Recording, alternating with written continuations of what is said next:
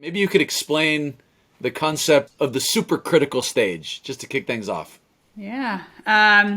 So before we started Renegade, my co-founder and I actually spent a good amount of time asking ourselves, why does the world need another venture capital firm?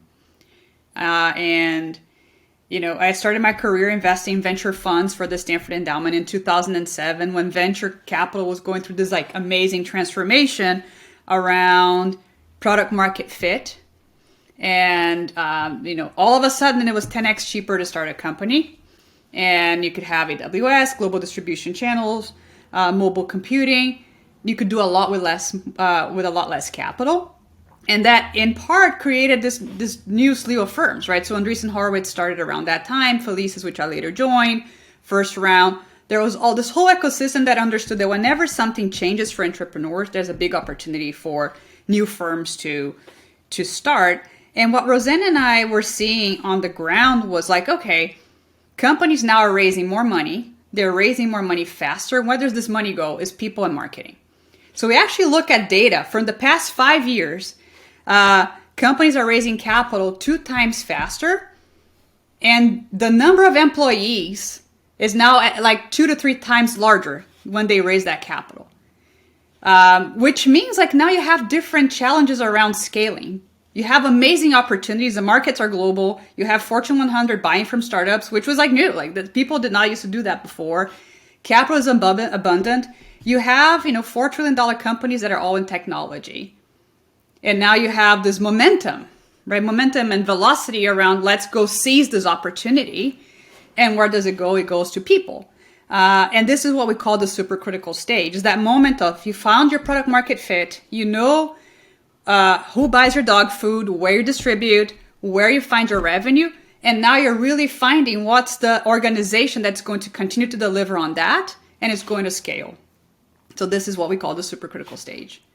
What are some of the metrics that you recommend founders keep an eye on when approaching kind of this stage?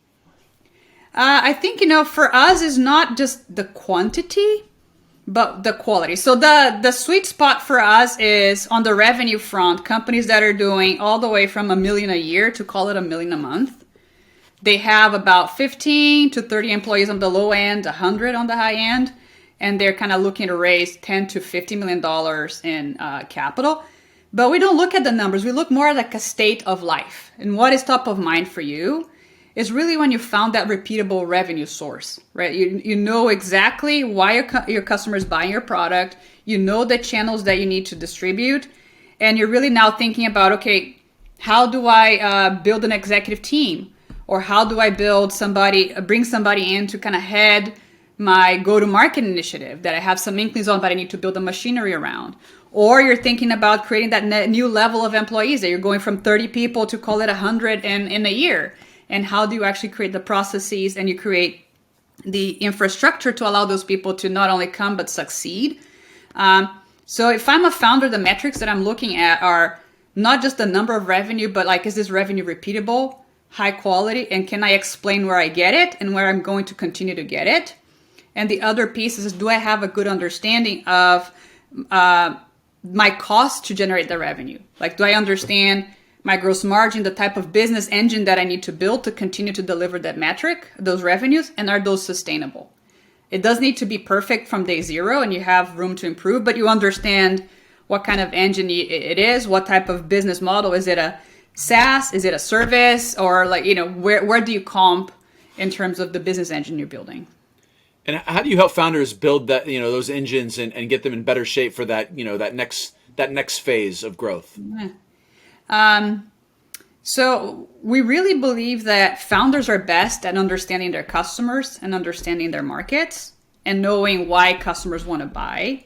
But this idea of there's so much written out there around the 0 to 1, around you need to, 3, 2 your revenue, or these ideas of how do you continue to scale on the financial side. But this idea of sitting back and say, okay, who are the people that are actually going to allow you to deliver those financial results? What are the functions that are important?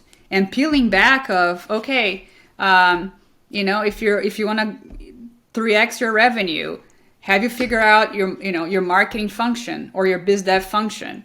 What is the type of sales that you need, right? And how many salespeople are you going to need to actually deliver those financial results? What is the time to train somebody to actually start producing quota? And, when do you start hiring those people? And that conversation around, okay, not just what you're going to do, but how are you going to get there is a very important conversation that changes so much from company to company. And this is where we spend most of our time.